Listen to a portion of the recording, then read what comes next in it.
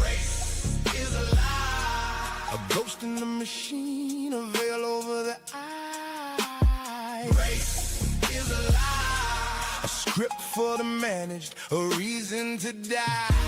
It's the dementia, the spirit, it's the glitch in the code. It's the heavy, heavy baggage on a sovereign road.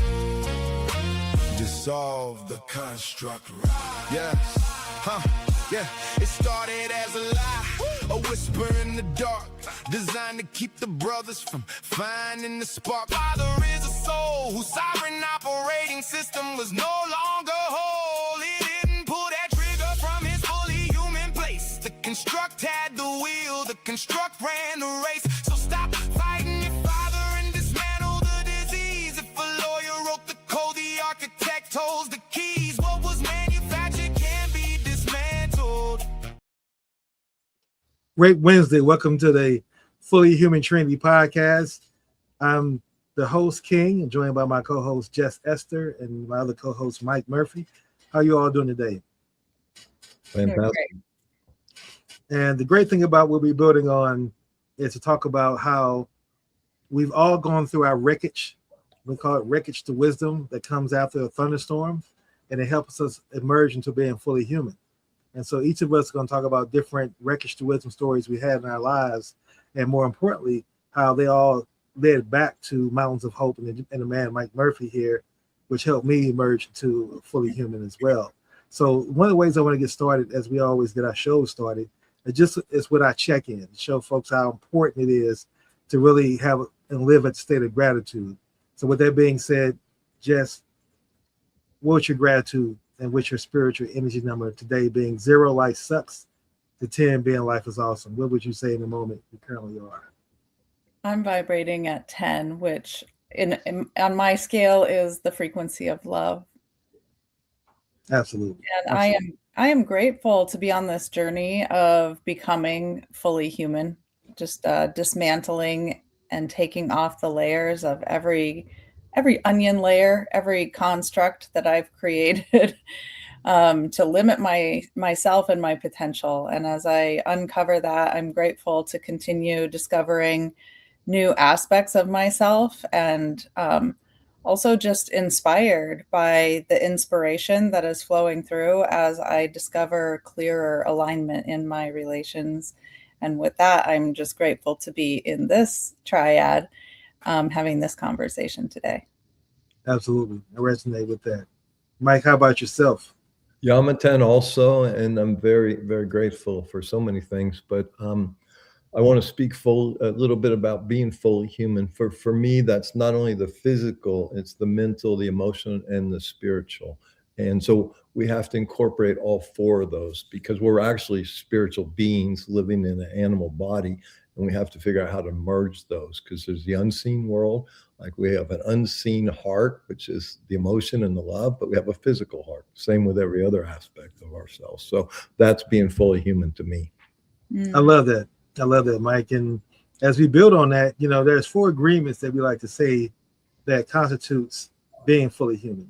One is that energy is everything, and everything is energy. Number 2 is that energy is in a constant state of motion, either it's an increase or a decrease. Number 3, we focus on the increase. Not that we can't be, we're imperfect, so we're going to create decrease, but our true north is the increase. And then number 4, our identity is fully human. And so to your point, it's the soul, the mind, and the heart that comprises us, and that which guides us, and that's what makes us fully human. And I'm grateful. I'm a 10. I match you all with that. I vibrate at love energy, and I live at the state of gratitude. And as I lay into why I'm in the state of gratitude, and I've been at the state of gratitude ever since I left Mountains of Hope. And that's where I experienced this emergence of gratitude being there. I feel it was a spiritual vortex.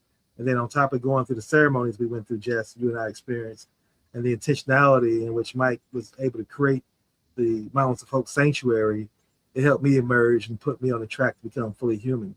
And see myself as that for the first time in my life, not my race, not my gender, not my career, not my trauma, but as fully human who's open to emerging and growing on a daily basis We don't have everything figured out right now. It's the journey of becoming fully human. And with that being said, Mike, I think you have one of the most profound stories that I've heard. And I just kind of wanted, if you wouldn't mind starting with your wreckage to wisdom that you feel most compelled to share right now. Well, there's many. So, you know, I would think I'll start with probably the most powerful. And that was when I fell in love with a woman named Margot, and we got married. And then first we were just dating. And then 9 months into that, I found a golf ball or a ping pong ball sized tumor in her breast, hard as a golf ball. And she had stage 3 breast cancer. And so we dealt with that for a few 4 or 5 years. Got married. And then she wanted to have a child. And so we are going to do in vitro fertilization. And he said, hey, you need to, I'm going to flood you with hormones. So you need to go to your oncologist, get his blessing. That's when he found a tumor in her clavicle. So it's metastasized everywhere. And so, you know, we fought that for a few years. And then on December 1st, she was told that if she did nothing, she had 6 weeks to live, and if she treated it, she had 6 months to live. And so that experience, I'm so grateful that she fought every day for another day of life, brain surgeries, having her lungs drained, 2 months of total constipation, just a lot of pain and suffering. But every night, she prepared, along with me, to take that last breath. And so much healing took place. And, you know, there's cures and then there's healing. And to heal becomes fully, as we're talking about right now, becoming fully human. And when she took that last breath, so much peace, so much love. She'd resolved everything, and a total peace. And then when her spirit left her body, it was a beautiful experience for her, but devastating for me. You know, she told me hundreds of times, Mike, you need to learn to be vulnerable. I didn't have a clue what she was talking about until the day she died. And then I was totally vulnerable.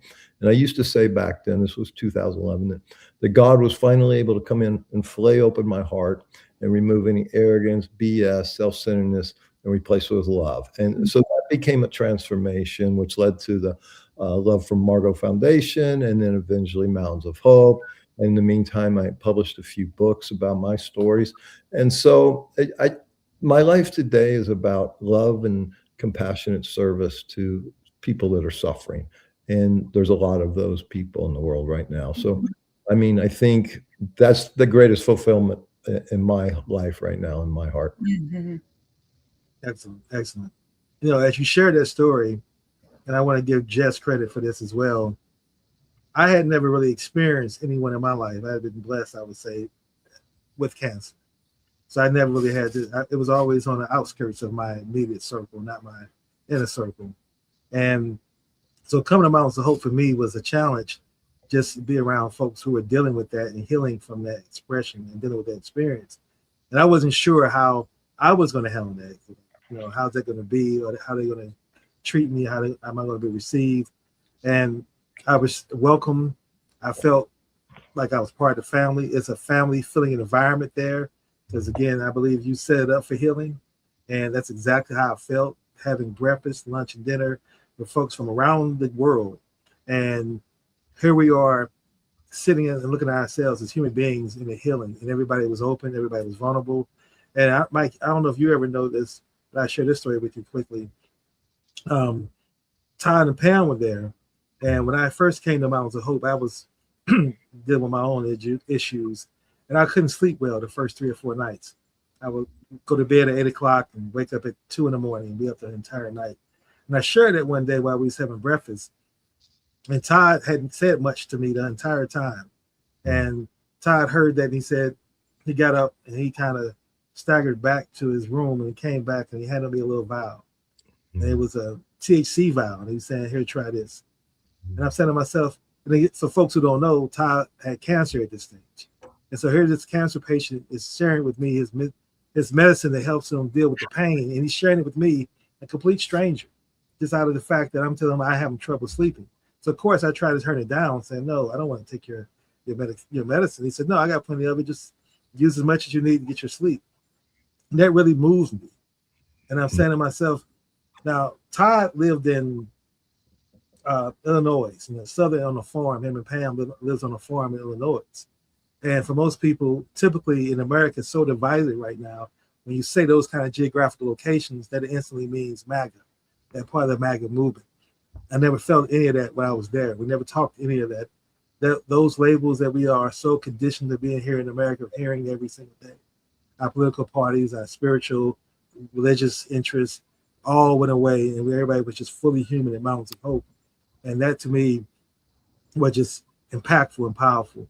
And then getting a chance to meet Jess, who I felt was kind of the anchor of keeping everybody vibrating in a emergence rhythm, making sure we were breathing right, we were journaling correctly, and we was in tune to our spiritual selves. And then listen to Jess's journey now. Jess, if you wouldn't mind sharing your journey as far as, you know, how you got on the path from your wreckage to becoming fully human. I think you've gone through several different identity changes. I think it's incredible. Yeah, I have. Similar to Mike, I was initiated into this journey through an experience of death of a loved one. And that experience changed my awareness because I did notice the healing and how much came into completion toward the end and how much freedom there was in returning to love. And it inspired me to understand that that can happen with or without leaving your body, and that there's an opportunity for all of us to release the suffering and step more into love if we choose. And for myself, it was a journey that started early in my life. When I look at the wreckage, I was born into a wreckage. My parents were fighting, and my mother got labeled crazy and sent away to a hospital. And being that crazy woman and being the one sent to the hospital was my greatest fear. So the day that happened for me was my deepest wreckage, but I was headed down a road of my own doom, my own death, if I didn't choose to go into that crisis. But identifying that I was in a crisis, that I was in a mental health crisis due to stress, had me understand that that's just part of being human, and crisis happens to all of us at some point or another. And suddenly it was my turn. And as I looked around, I noticed the loving eyes of people around me. And we had resonance. We were related to each other in our suffering. And it took me back to that space of death that had happened the same year, just before that. And I noticed that part of my mother's pattern and my pattern was holding grief for the family and not processing it. And I was now dealing with a symptom of complex stress and grief. And it became my purpose and my mission at that point to be of service and to finally step fully into the work of crisis. And to say, if someone's in crisis, I'll be there, because nobody needs to do that alone. So I've done that over and over, and that's what brought me to Mountains of Hope. I had a friend who was in a medical crisis, and she chose Mountains of Hope. She connected with Mike. And the opportunity to be there and to be of service in that way, where people are in crisis, they're in a medical crisis, and they just need that peer-to-peer support. That one human that comes and knocks on the door and brings in a meal and says, you're just human and you're going through your human storm. And just normalize that there are storms. There are some storms that completely end our life, and there are some storms that just completely transform us. Yeah. Absolutely. Yeah. Absolutely. I'm sorry, you know, I just want to add this too, Mike, that one of the things, and you built this, and now, if you wouldn't mind talking about it a little bit, you have a labyrinth that you built at Mountains of Hope. And as you all know, it's part of the ritual or tradition is that everybody who stays there walks the labyrinth. And the labyrinth you build is a very, folks don't know, is a, Mike, you could talk more about it. I don't want to misquote it or mistalk about it, other than the fact that I want to mention that. So here it is, my second day there. I'm still trying to figure out where I am in this new country and all these things and this new environment. And they said, just like, well, you got to walk around the labyrinth. And the way you walk around the labyrinth is to get yourself prepared for it. And you can't step over the stones. You got to walk within the path. And what really touched me the most was that I hadn't even had a conversation with Pam yet, but she walked the path with me, as well as Jess, as well as Angie. And Angie was another woman that was over there dealing with cancer. And so these two women who did not know me at all, who had every reason to be only concerned about themselves and their journey and why they're there, decided to walk a labyrinth with me that takes about anywhere from 15 minutes minimum to 30 minutes to 45 minutes, depending on the person's own journey and how much time they want to take, because there's no rush. You walk it, you get to the end, you say your intention, and Mike, you definitely and Jess can describe it better for everyone else. But my point is walking back was another 15 to 20 minutes, and you're doing it slowly. And there's no stepping on anyone's feet. It's just intentionality and thoughts and quiet the entire journey. And for those two women to do that with me without knowing me really set the tone for me and the kind of the environment what I was going to be experiencing for the rest of the time I was there. You did. You slowed way down after that. I'm curious, Mike, how you decided to, like, your intention behind placing the labyrinth there. Well, I would say almost all Mountains of Hope was inspired from beyond me and then developed through me. And so that particular labyrinth is rather unique. It's a template of a labyrinth in Paris, little outside Paris, France. It's a Chartres Cathedral, and it was built in the century 1200. And people have been walking it ever since. And it's inside and on cement, right? And so I was looking for something similar like that, and I found that. And it just appealed to me, right? And I don't know if you guys went to the very top of the property and looked down. It was very beautiful, the tree of life in the middle and all that. And so I'll never forget the day. I mean, I had some people coming way back in 2017, long before what we are today. So I went out there. I didn't have a lot of support back then, and I pulled a shovel out and started digging it to get rid of the grass and to create it. And after about an hour and that, I said, okay, let's hire someone, because it was quite a big task. And so the beauty of that is, one, I've written a walking meditation for that. I just haven't recorded it and published yet. But my intention is that as you're walking, see, I really believe that we're messed up because of childhood programming, which comes from, for most of us, dysfunctional parents, one or both, and then the media and our siblings and the world. And so our subconscious is programmed, and there it is. And so our subconscious is programmed, but we're not aware of that. For example, like people used to say to me, you're just like your father. I say, you're nuts, because we have a blind spot when it comes out. We can't see that, right? And so to become fully human and healthy and whole, we need to examine that programming and install our programming, because they programmed this for what they wanted, okay, and their behaviors.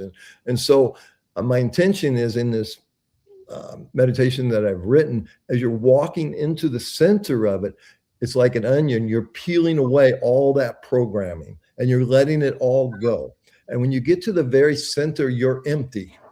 And when you're empty, you're whole and complete.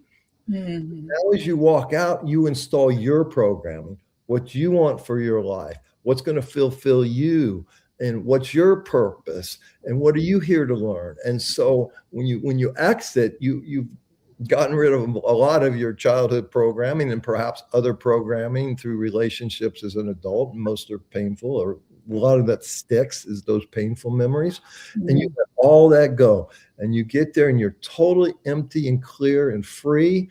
And as you walk out, and that's why the creation frequency plays a role in this, because we teach people to write 6 powerful intentions as if they already exist, because there's no difference between imagination and reality. And as you're walking out, you read your intentions, or you memorize your intentions, or you think about your intentions, and you walk out. And I love this quote. I attribute it to Dr. Joe Dispenza. I don't know if he's the originator, but he basically says, if you want to change your personal reality, you need to change your personality. And what that mean? What's your personality? It's what you think, how you act, what you do. And so as you're going in there, you're letting all that go. And so you go in person A and you get the center empty and you come out person Z, completely different personality. And then you can create a different personal reality, whether it's around healing or success or being a better parent or child or whatever, you know? So that's the intention of that for me. Yeah. And it's certainly effective. I mean, I remember a ritual even before the labyrinth of them, well, even before that, you holding a class and teaching about the balancing of the field of energy, and then putting that into the intention, then taking that intention out and publicly stating it so that you can be witnessed in your intention, and then carrying that intention through, pulling it out, and then placing it into the ground. Yes. And placing a rock over it and writing your name and your date to completely solidify the somatic experience of it. Yeah. I love that ceremony and the people leaving their intentions there. So if they ever return, they can look them up and say, oh, wow, you know, look at the growth I've experienced in the last 3, 4, 5 years, whatever it may be. Yeah. Incredible. Yeah. It's so incredible that what I really felt was everybody's sincere seriousness about it. Like no one took it lightly. Yeah. And I'm not used to seeing that intentionality in that intentionality, right? Yeah. Where, because most people don't take things seriously that they involved in. You know, like for example, they go to, I'm not picking on anybody particularly, but if you go to church and you'll see people saying, well, you don't supposed to chew gum in church, and there's somebody chewing gum in church. Don't wear a hat, and then you're wearing a hat. But Jess, you want to? Yeah, it's such a different circumstance when people are in crisis.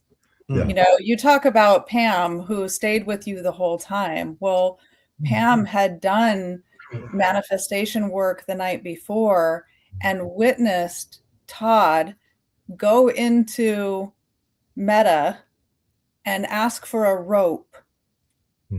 And he received the rope on the way out the labyrinth. Oh, wow. He came out and said, I'm like, he was holding it. So there's this connection that happens in weaving all of the teaching with the experience. Yeah. And I'll credit you, Jess, and I think Carolina, I don't know, you know, it was what we did with the first 30 guests is they would plant a tree. Okay. And then pretty soon I realized, hey, we're going to have a forest where we don't need one. Right. But I wanted everybody to leave something there at Mountains Hope, something of them. Right. And so then I switched to this where they would put the rock and write their name and their date and bury their intention under. But it was you guys that really made it that effective and serious for our guests. Right. And so I'm grateful for that. And now we do plant a memorial. We have a memorial park. It's not finished. By the way, looking at this picture really motivates me to get back there. So I'll be there June 23rd, and I'm looking forward to that. But so now we'll have just a memorial park. And as far as I know, out of 80 seriously ill patients in 2025, only 4 have passed. And 40 of those were serious cancer patients. So now we will have trees for those folks and then stones for those other visitors. Yeah. And that's why I wanted to say it's really important that there are spaces like this when people are going through that critical change. Yeah. Because like you said, King, it's not like going to church and asking you not to chew gum, you know, like this is your life on the line. Like, and the reason that it's important to find that rope is that's your lifeline. And there's no other thing, like it's so significant. And to that point, and I've tested this in conversations I've had with people as a connector, and my business is building connections and networks. I would ask people, what is your intent? And so many people are thrown off by that question, right? They don't have an answer for it. And I can see where it's like a paradigm interruption in their normal thinking, because they're prepared to tell me about their 30-second elevator speech. They scripted with that.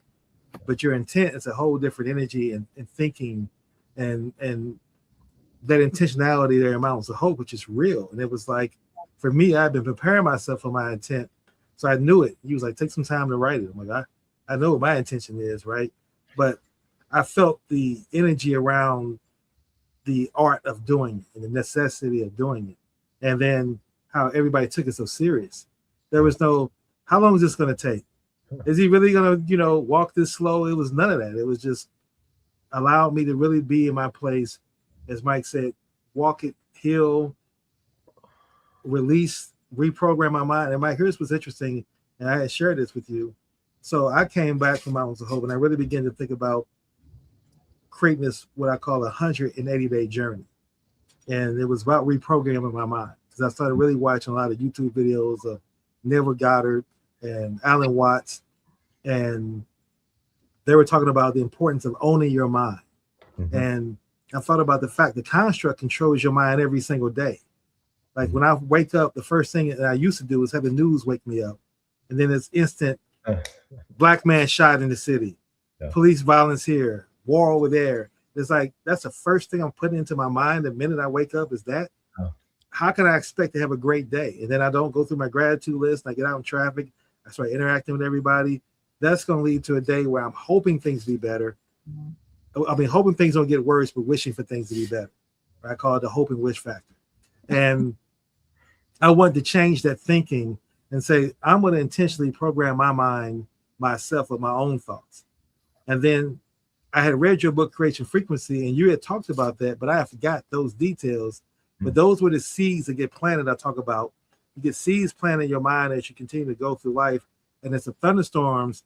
And just like in nature, when a thunderstorm happens, nitrogen fills the air, creates carbon dioxide and oxygen, and that filters through the soil to get those seeds that's there to be nurtured and start to grow. And that's what happened to me as well.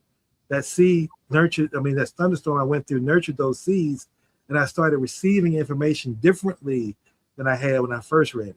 It's now I'm saying I see the logic in protecting my mind the first 30 minutes of my day, and then protecting my mind the last 30 minutes of my night before I go to bed. And I just kind of want you to talk about why that's important and why people need to understand that as well. Well, listen, just like you, I used to start my day that way as well. Okay. And you couldn't start it in a worse way. Most people pick up their phone right away, right? So now I start my day with three prayers. One is the Our Father, and one is the third step prayer from the program Alcoholics Anonymous, and the Serenity Prayer. And then my journaling, I've talked about before is, I start with gratitude, wisdom, and love. I ask for wisdom and I just put this down, right? And you brought up Neville Goddard, and I want to share a person that had a great influence in me in my early stages of this. And his name is Joseph Murphy, no relationship. And he wrote a book, The Power of Your Subconscious Mind.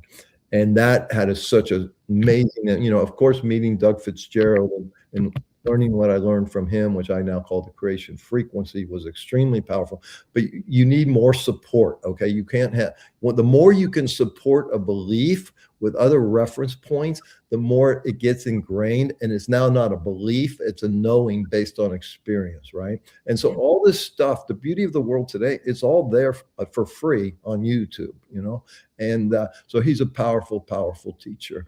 And yeah, it's so important to start that day.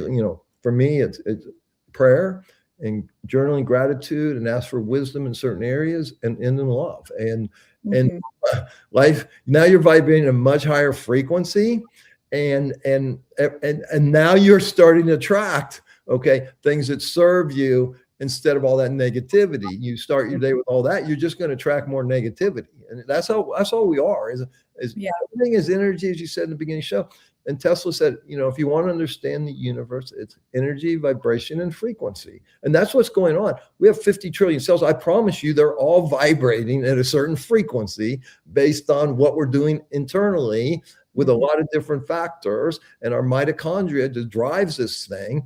And then if you look at a star closely, they're all vibrating. Everything is energy vibrating. And what amazes me today is, people are still skeptical of all this, right? So I'll do a log into Wells Fargo example, and they have this 2-factor authorization. I think it's 1/100th of a second when I hit send, there's my code. I mean, it's so quick now, right? And I can literally text someone in China and get a response in less than a second. So there is a field of energy right here, which Tesla said was free energy, which obviously we're not using, but we should be. But it's here, and we operate in the electromagnetic spectrum, right? And we all operate in 1% of that, and that's the frequency of light. Okay, our cells communicate via light. That's why I don't wear sunglasses, because I want this light to come into my eyes and feed my cells and my melanin and all of that, right? So it's so important, and that's why I ground the Mother Earth, because we're made of atoms. And when I watch the sunrise, it's just the most amazing experience, because I literally see the positive photons from the sun coming right into my, especially if I can get there before it breaks the horizon. And it's just, it's a 10, 15-minute amazing experience. Yes. I'm standing barefoot on the ground and picking up trillions of negative electrons. So atoms are made of all this, right? So I'm balancing my system as far as and atoms are 99.999% space. Again, saying that everything is energy. All this data and all this Wi-Fi, it's going right through us, right? And so it's just interesting, but we become so closed-minded and so brainwashed, which comes out of that TV, which when I was growing up was probably 90% truth and 10% propaganda. And today I always say it's almost 90% propaganda.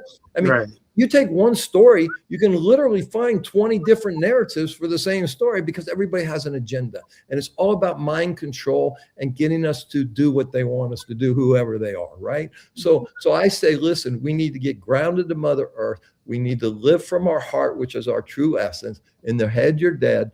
And so the beautiful thing about Mount Hope is I really try to nudge people gently out of their head, back into their heart. And I believe, surrounded by this beautiful nature, by the love of our staff. I mean, forget all of the other stuff we do. We really detox the body. We grow 120 fruits and vegetables. But I believe the real healing takes place when they can access this. And because I believe there's a spark of the Creator in each one of us, and we can access that, no matter whether you're cured or not, you're healed. And you speak about Rachel, right? I mean, she's not fully healed, but she's not dead. And she's living from here. And now she's doing beautiful things in the world. So, I mean, this is just a temporary journey. No, everybody's going to leave their body into the unseen world. And so I say, why not prepare for it now? Yeah. Beautiful. One thing I want to add, Jess, real quick is this. As Mike talks about grounding and taking his shoes off. And I remember I first met you, and my initial negative, I shouldn't say narcissistic, but my it's okay to say it. My ego was telling me, who is this woman to tell me about being spiritual? I don't know about being spiritual. I'm the former president of DC chapter Conscious Capitalism. I've been in so many spiritual retreats and books, and now she's going to tell me how to be spiritual. But what countered those thoughts that just pop in your head was your authenticity. Your sincerity. You meant what you said. You had this peaceful presence about you.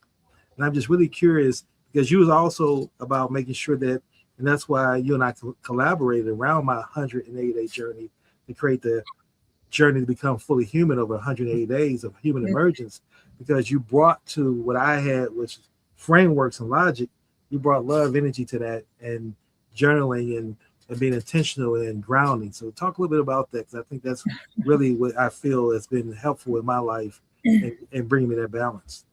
Yeah, thank you. A memory came in as you were describing that, because I remember feeling that judgment. There was a morning after we did a yoga class. So we were coming out of a spiritual space. And we had just been in an embodied practice, and we met at the front door, and you said something like, so what's next? Like, you're ready for, like, I'm handling the agenda for the day. I know what's next, of course, but I said, take your shoes off. And you're like, why? And I said, well, the sun's coming up. Like, let's just stand on the ground. And we stood in the grass, and you were, I just remember the shift, because it's like, that's what's up. Like, that's what we're actually doing here. And it's interesting that it takes being in a crisis or taking a break or actually intentionally saying, I'm going to detox, to notice that that's that's what there is to do. And it's so simple, and yet it's so profound that it's when we're actually in the crisis, we decide that it's that important. Like, I talked a little bit earlier about going into a treatment facility. And in that moment, it was like my life depended on it. And at the moment where Todd was coming out of the labyrinth and he got the rope, it was because his life depended on it. And when we talk about this morning prayer and connecting, the intention can be that strong that my life depends on it. And stepping into this fully human journey has been that for me. It's like, there's no other option. No other identity is going to fit. So it's like, well, then what does that look like? Well, every morning you're going to put your feet on the ground. And just really be fully human and not in the mind of what's the schedule yet. Like, we'll get to the schedule, I promise. It's always going to be there. Yeah. But the part that I'm committed to is that connection, is regulating the energetic field through the biogenetics of the body. And one of the things I want to add to our show as a regular ritual, and this is something that Mike suggested. Now, Mike, I want you to kind of walk us through this. And I don't know if you're prepared for this or not, but you had mentioned this 5 minute of either love or prayer of intention. And I just really want to take a moment right now in the middle of our show to do that, so that we can begin to start creating the energy and the intentionality. So I think it's important. So why don't you lead us up to what that is and then walk us through this practice? Yeah, thank you for that. It originated actually when my late wife was given 6 months to live. And I created a website called Send Margot Love. And I asked people to just take 5 minutes. They'd sign up like from 2 p.m. to 2:05 p.m. and ask them to just pray for her for 5 minutes a day. And what was interesting, and I hope when we develop this, we could have something similar, but we had a map of the entire world. And you'd see people all over the world because there'd be a little red dot, okay, who had signed up to do this. And so my concept now is that, and I don't want to be negative here, but my opinion is that the way humanity is heading, I think we're in for some darker days and some difficult times. And I think that, is obvious to a lot of people, right?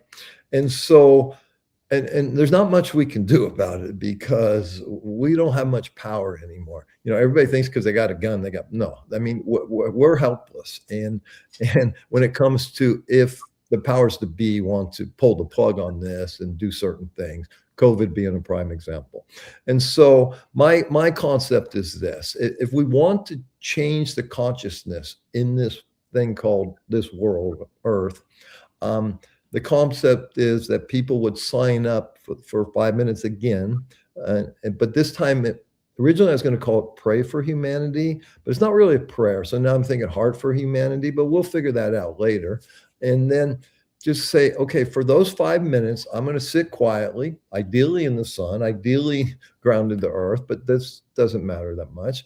But with our hands over our heart, and we close our eyes, and we see in our mind's eye the world we want to live in, and not one chasing fame and fortune, but one of unity, integrity, responsibility, community, compassion, and love. We see it in our mind's eye, and we feel it in our heart and our body, and we start to vibrate at that frequency. So just imagine if we could get, millions of people doing this, because in my belief system that, I can control my individual consciousness to a certain degree, not totally, but there's the collective consciousness. And that field we're all affected by, we're just not aware of that until you become very, very sensitive, and then you pick it up. There's many studies on 9/11, how, they were studying, the emotional situation here. And I don't know how they do that, it's via some satellite or something. And it was very, very obvious that there was great emotional distress on that day.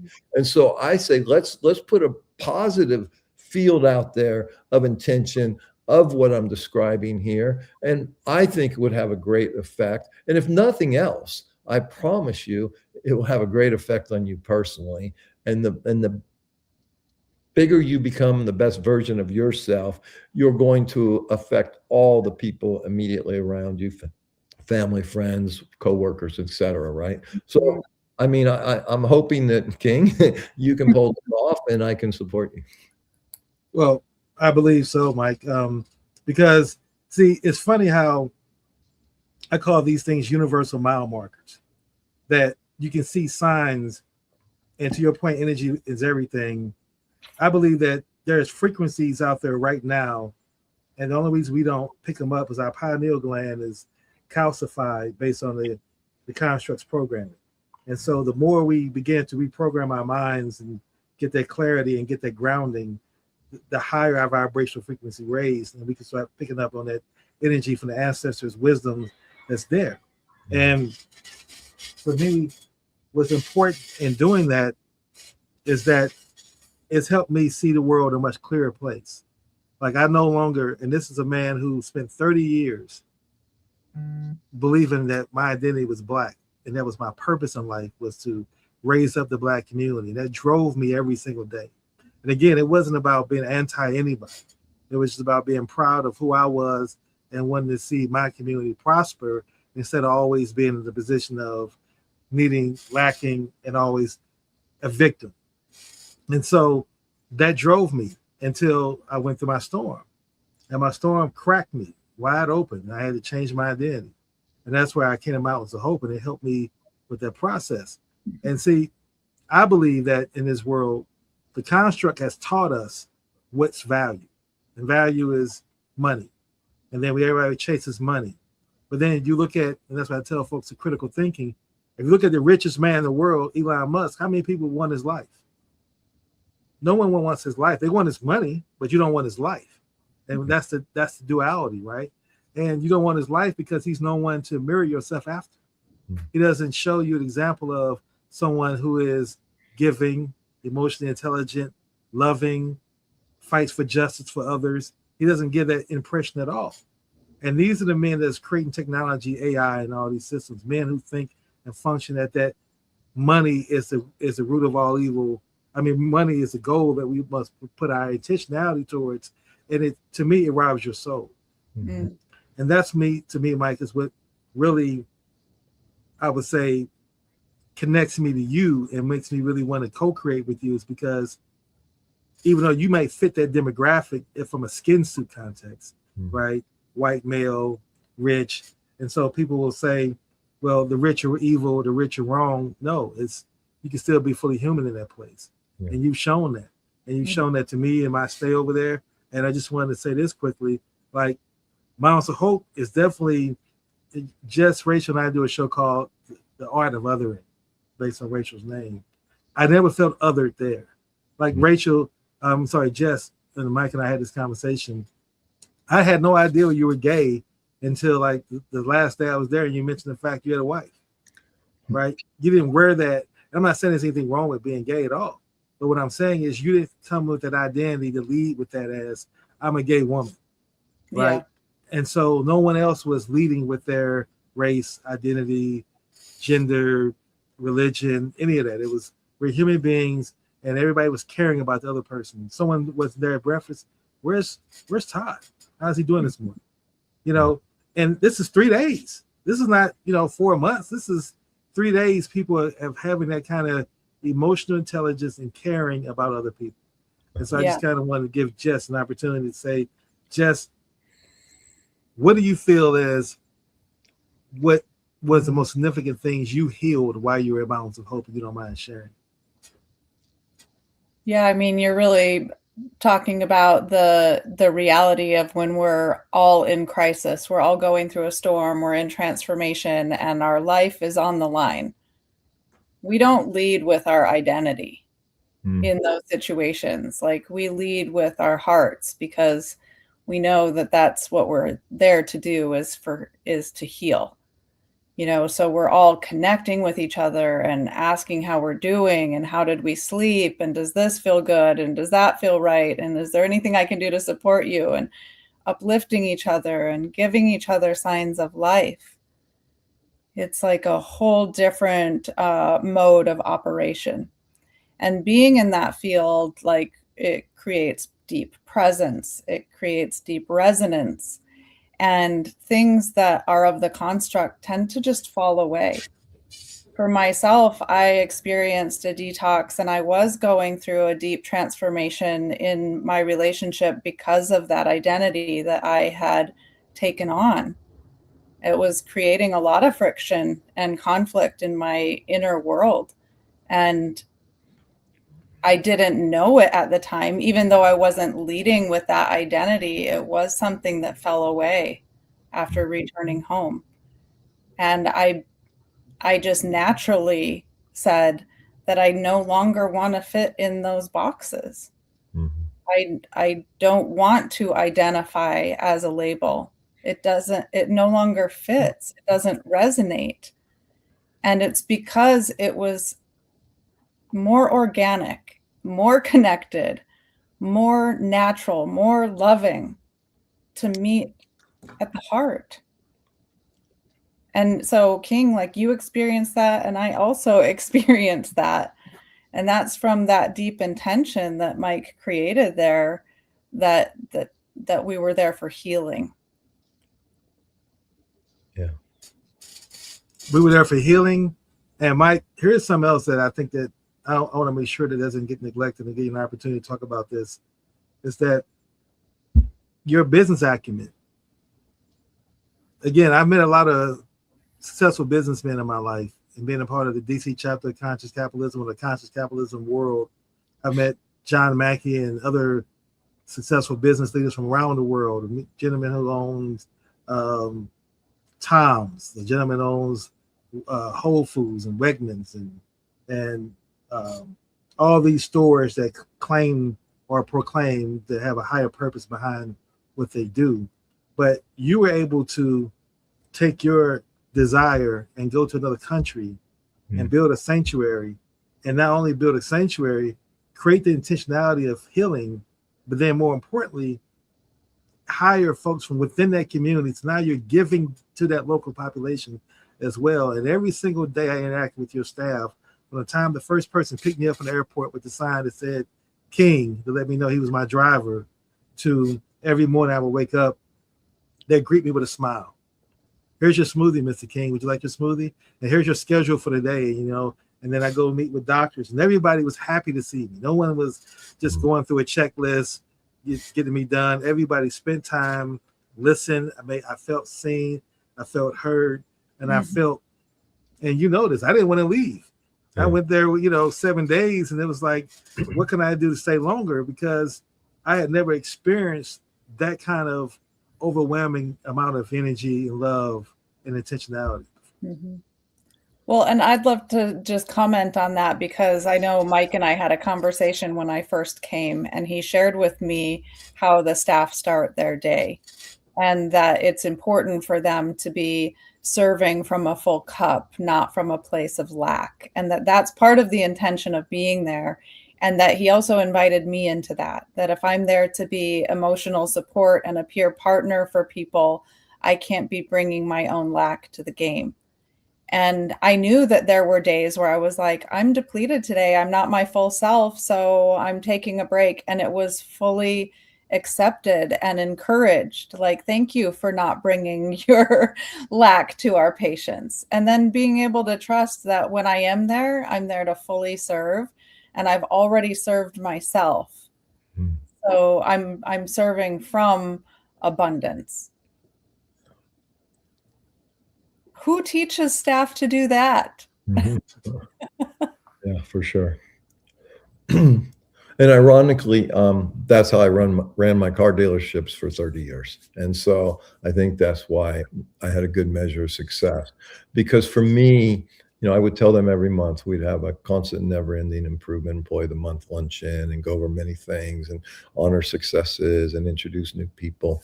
And for me, I would tell them every time, and I do the same thing at Mountains of Hope, listen, no one here is better than anyone else. I say the guy washing the cars to the office manager, the general manager to me, we're all part of this wheel. And if one of those cogs isn't working properly, the whole thing suffers. And same thing with Mountains of Hope. So for me, it's about building a team that cares and you can trust. And more importantly, I try to inspire them to have pride in what they're doing. Most people don't like their jobs. I was just reading about all the Amazon workers. So it's like their warehouse, like 150% turnover every year, right? Mhm. So I believe in installing pride, paying as much as I can and above the market, and more importantly, involving them in our success. And you mentioned earlier, like I've known Jess over a year now. I didn't even know she was gay till you mentioned it the other day, because listen, and listen, we're all programmed to judge, right? You see person heavy, overweight, you see a different race, you see gay, you see what Muslim, you see a Hindu with the towel on their head. And so the brain wants to judge based on our programming. So I'm trying to train myself to only see heart and soul. And Mhm. so when I get those judgments, heart and soul, because the truth is, in our essence, that's what we really are. And Mhm. so you mentioned the pineal gland as well. So, I mentioned to you guys, I don't know if it was on air or off last week, that, I'm excited about really strong possibility of partnering with a guy named Josh Mason, who owns the Detox Stews. In fact, we'll both be there down there June 25th to work everything out. And I'm very, very hopeful that this is going to come together. Well, Josh has been coaching people on physical detox for over 11 years. When I first met him like 11 years ago, and he had an amazing suffering journey. You call about wreckage, creating wisdom. I mean, his was profound suffering for 3 years of physical illness. And he searched all over the world and spent over $1 million to fix it. And now that he does, he coaches very, very big name people, and he's profound at that, right? So I talking to him the other day or texting, whatever, and I say, hey man, I'm having this issue with my prostate, and can you have any ideas for me on how to shrink it? And believe me, almost every man has this thing. And so he goes, well, have you thought of coffee enemas? And I think the other thing was, I forget, sodium dioxide or something. I don't want to misquote that. And so, yeah, I'm very familiar with that, but I haven't done it for that purpose. So I'll explore that. And he says, okay, write everything down, send it to me. I'll give it to one of our coaches and we'll figure out a plan with you. And then he also said, you need to see this person in Berkeley that works for an organization or exposed to an organization called Clare Vision, CLARE Vision. And this was created a long time ago by either European or Australian, but he had a school in Australia for many, many years. And it's a very, very unique type of meditation. So, so I call this poor lady, hey, Josh told me to call you about my prostate. She goes, well, I do meditation. And so imagine that. So then I go and meet with her yesterday, just a beautiful woman. And coincidentally or ironically, her husband is suffering very, very severe cancer diagnosis, and it's a very, very difficult time right now. And so anyways, she taught me this process. And what makes it unique as opposed to this guy, I think his name was Sanger, he was in India trying to meditate. He just couldn't figure it out, right? And so at some point he created the ability to, in my case yesterday, she would touch my heart while I'm laying down and trying to activate the pineal gland through my breath and the vibration in the larynx, and then into the heart and into the pineal gland. And I would say my session was 45 minutes or so. And it was the most profound experience that I've ever had in regards to accessing the pineal gland and the heart. And so I strongly recommend anybody that's ready for this. Many people say, hey, when the student is ready, the teacher will appear. So this isn't for everybody. But for me, it was a very profound experience. Why? Because it was the most relaxed I've probably ever been in my whole life. I used to do a lot of Bikram yoga, which after that you're totally relaxed. But this was a different thing because I started to see things. I started to remember things, and it was so profound that I'm really looking forward to expanding on this process that I just learned yesterday. Wow. Wow. Perfect timing. Absolutely. Absolutely. And you made me think about this. And that's why the theme song Race is a Lie, to talk about the fact that race was first mentioned in the United States in written history in 1675 after a rebellion led by a gentleman by the name of Beacon, who was a minister, led a group of enslaved Africans, free slaves, as well as Irish and other immigrants against the system, and they won. And the system's response to that was, we can never let that happen again, so we got to divide people along racial lines and those things like that. And that's the first time race started being mentioned as a way of categorizing people. And so when people think about race or any of these other constructs, they believe it so hardly, like it's real. And it's like, no, we truly are energy in this skin suit. And I'm not making it up as physics. You know, people debate me as though it's my belief that race is a lie. It's like, no, it's a fact. And it's physics. Yeah. So much so that when you let that go, I believe, and I've experienced a 50% increase in energy and creativity, because I'm not leading in because when you believe in the way I was raised in my cultural conditioning, that when you are Black, you're told that that's who you are. You have to be 2 times better than every person white. And so for the rest of your life, every time you enter a meeting or a conversation, that fact that you're Black is there. And the white person in a skin suit is guilty of racism until they prove that they're not. And then you can relax and say, okay. Then you still can't really be your full self. You always have to be on guard. And that mental gymnastics you're doing is draining your energy. It's draining your creativity. And if you can let that go and just focus on, I'm a human being and I'm co-creating with other human beings, now you're tapping into that energy. And I've been able to produce what I call frequency signals, which are songs that been dormant in me because I wanted to be a musician, but the way the construct teaches you, if you don't learn a musical instrument, then you're not a musician. If you can't carry a tune, then don't even try anymore. So you get used to just tabling those desires and just staying in your lane. And what I'm saying is that once you experience healing, true healing, and change your identity from anything that you could consider to be coloring your eyes, your perspective on life. Like I ask people this question as I begin to close my thoughts. When someone in the first 30 seconds of introduction leads with their race, their religion, their trauma, their country, their career, or their sexual orientation in that 30-second introduction without being asked, I challenge folks, this is what you should say to them. Okay, great. So now what do you want me to do with that? And I guarantee they don't have an answer because they've been scripted to say that. But if you challenge them and say, okay, now critically think, why did you feel the need to tell me that? Is it making you kinder? Does it make you a more loving person? And does it bring peace in your life, choosing that identity? And for me, choosing the identity of race didn't. And I'm just curious to see what you all's thoughts on it as well. Go ahead, Jess. Yeah, I've definitely had an increase of energy since removing myself from the construct of that box, that label. And I think that I've experienced that in so many ways of living. King, you were just saying to me, if I had a book cover, it would look like the human evolution map, where it's like all these different stages of my identity, because I continue to just bust myself out of a whole environment that has a specific way of being and an identity where all of a sudden it doesn't fit me anymore. And I leave pretty quickly. And every time I've done that, I have evolved quite rapidly. And now I'm becoming quite good at it. I don't want to continue to destruct as I leave, but I certainly want to continue to develop and change and expand.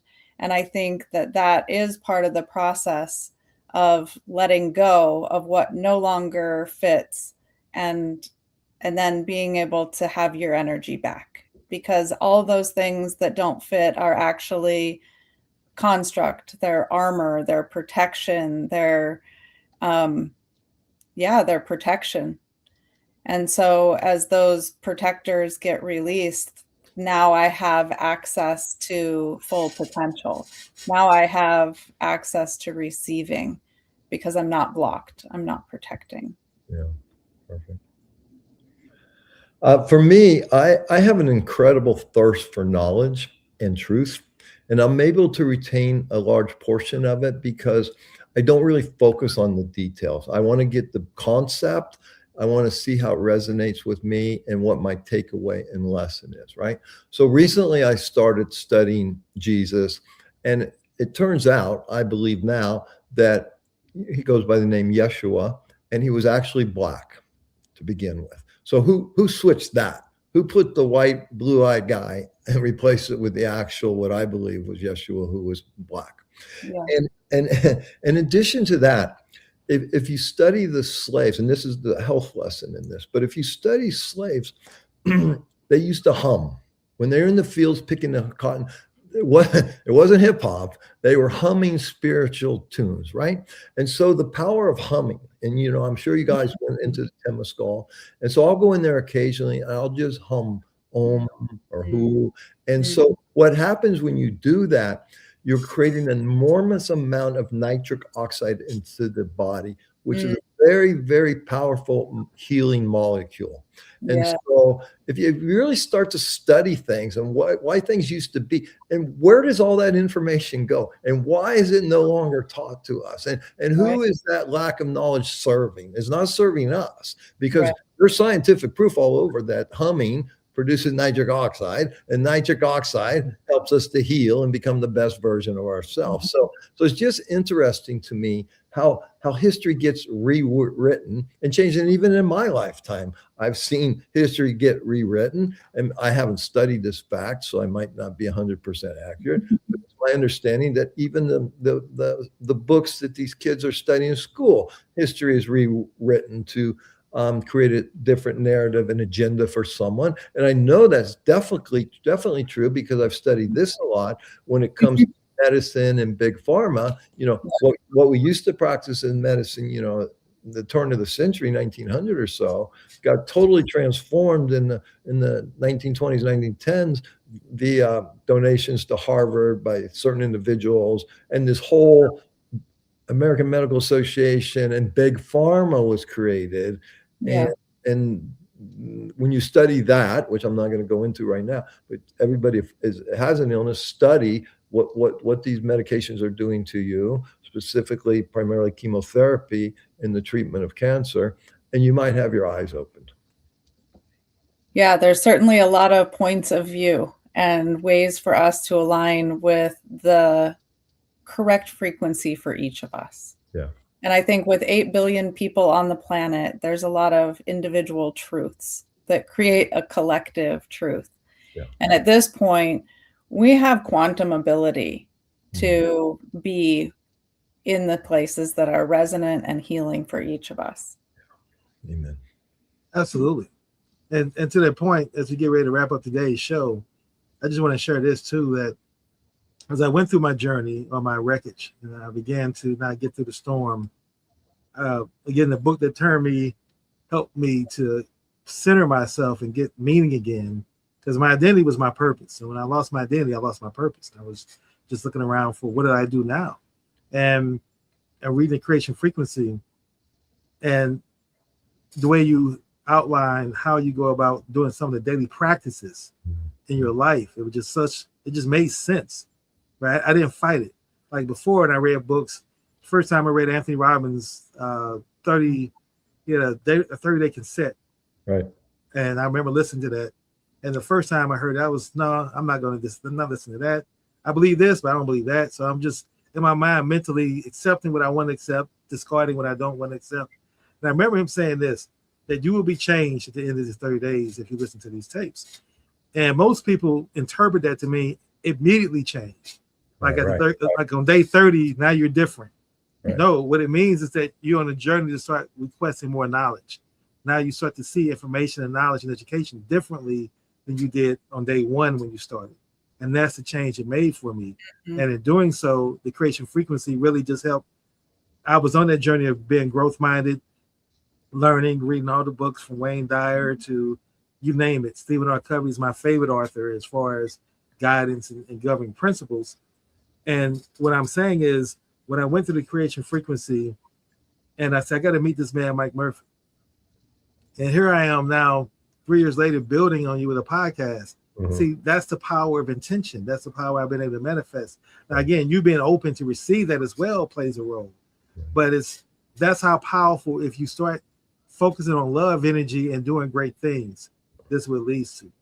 Jess and I have been working together attempting to work together. And that's why it has to be a process. We say 6 months. We start off with all these enthusiastic beginner ideas of how we can work together, and everything was great. But where we are now is different than that. Because we were really clear that we were both in a storm and that we were emerging. So we're like, oh, they're like, are we always emerging? So yeah, let's create from here. And I think, and I just want to, and I want to give you all a chance to give your final points on this. My final point I want to leave on today's show is the construct convinces us that everything is fast, that you want a result instantly. And if you don't get a result instantly, then something's wrong. I've learned that in everything else in life, you look at universe, everything we value really takes time. Mm-hmm. If you were able to have a child in one day, how much would you value your children? Exactly. I just have another one tomorrow, right? It's because you go through 9 months and you go through that pain of birthing that child and building that bond with that child. That's why it's there. Same thing with degrees. If you can get a PhD in the afternoon, what value would it have, right? But so that critical thinking is missing, and that's what I really wanted to say. It took 6 months for us to get here, to build, to learn, to grow, to take our time, and this is the beauty of what we manifest. That's my closing. Each of you all have your opportunity to share whatever closing thoughts you want to share with our listening audience. Go ahead, Jess.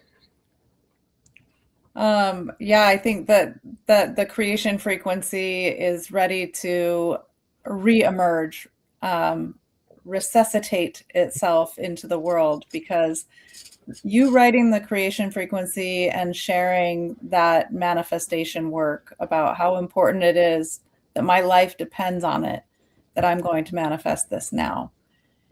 And knowing the storm that you were in when you discovered that work, and knowing the storms we're all in as we're re-releasing that work, and that was the work that actually had me come stay at Mountains of Hope, knowing that we could embody that work, knowing we could play in that field, that we could have it work again and again and again through all of us, and even more so if we do it collectively. Yeah. So I'm just so excited that the creation frequency is manifesting, or is allowing us to manifest this through it. Oh, perfect. Well, King, you made me laugh inside when you mentioned Tony Robbins' 30-day program. It's called Personal Power. And I think Tony Robbins has helped millions and millions of people throughout the world. And it was a big help in my life. And I listened to that program over and over and over. And I went to his 3-day or maybe 4-day firewalk workshop seminar. And I went to Date with Destiny a couple times. I was a platinum member. And I've done a lot of that work, and all that work is good, right? And then I keep evolving into a different kind of thing, right? But it's a great, powerful thing. Now, regarding, I call it the microwave society that we live in right now. And so it's nature, guys. If you go out and you plant a certain seed, say a rose or something like that, you're going to get it. So let's call that a small intention. And you water it, it gets sun and good soil, and it's going to manifest into a rose, that little seed, right? Same thing when we plant the seeds of intention, So I believe that those are electrical things that go into the field of infinite possibilities, and the heart is the magnet that draws them back if we're totally aligned and clear and all of that, right? And so, and if I have a big intention, and let's say, for example, I plant I think it's an acorn that becomes an oak tree, that takes a little longer, right? And so, and then there's things like bamboo that sit underground for a long time and then boom, just overnight shoot up. And so, and then you talk about things speeding up. So in the Bible, I believe it says that in the end times, things are going to really, really speed up. And so that's what I see. And so I think the magic of Mountains of Hope, and I did with my new best friend, ChatGPT, I did a recap of all the reviews online. And one of the things that really stood up is that people said, whoa, I slowed down. Whoa, I got in touch with nature. Whoa, I got in touch with myself. And I believe that's what happened. I was talking to my kids or my siblings the other night, and I said, when I was raising my kids, it seemed so much easier than watching my kids raise their kids. I said, as I think about it, so let's say we go on a family walk. Well, the telephone is hanging on the wall at home. Okay. And we're just there and we're present, right? But nowadays it's everybody's on these things. And I think that's a real danger when it comes to, we're social beings, and it's really affecting the social communication, which we all desperately need. And I think so many people are lonely. And, even way back a long time ago, Thoreau said, most men lead lives of quiet desperation. Well, I think that's exponentially a lot more today. But there's so many distractions, so many distractions to not live with that. And just, we're kidding ourselves to a certain, I'm guilty of this myself in space. Everything I talk about is I've had these failings. I think I'm one of the most flawed people here. But I keep trying, I keep growing, I keep trying to improve and become the best version of myself. And frankly, it's not easy. Why? Because life is difficult and relationships are difficult, and they're becoming more and more difficult because people are self-absorbed and they're very closed-minded to a certain degree. You mentioned earlier, King, there's not a lot of critical thinking going on, so it's a difficult time to reach people, and we have to reach them in the heart. Yeah. Absolutely. And thank you for sharing that, Mike. Thank you, Jess, for you all both sharing up, being fully human, showing me what it looks like. I can have ideas on paper, but like I said before, you all embody it. And that lets me know that this is the path to be on. Yes. And to Mike's point, I remember, I'm forgetting the actual gentleman who said this. It was Swami Navigator. I'm pronouncing his last name incorrectly. He says, once you label me, you negate me. There you go. And when I first read that, I said, that's powerful, but I didn't look at my identity as a label. Like I saw it as external to me, and I thought that was good advice for other people. And it's funny how you can read something like someone else can really learn from this, and your ego tells you that you've already mastered it. And that's what I'm learning now on this journey, is how much I don't know that I don't know. And what I need to learn to become a better person as a result of that growth. Yes. Yeah. Well said. Yes. Any last quotes you want to leave as we wrap up our show and conclude? I think that was a perfect ending, in my opinion. Yeah, I think so too. Right. With that being said, listen, audience, until next Wednesday at 11 a.m. Pacific Standard Time, 2 p.m. Eastern Standard Time. Let's all look at ways to continue to work toward becoming more fully human. Thank you all for listening. Thank you. Gracias. Race is a lie, a ghost in the machine, a veil over the eye. Race is a lie, a script for the managed, a reason to die. It's the dementia, the spirit, it's the glitch in the code, it's the heavy, heavy baggage on a sovereign road. Dissolve the construct. Yeah, yeah. It started as a lie, a whisper in the dark, designed to keep the brothers from finding the spark. Father is a soul whose sovereign operating system was no longer whole. It didn't pull that trigger from his fully human place. The construct had the wheel, the construct ran the race.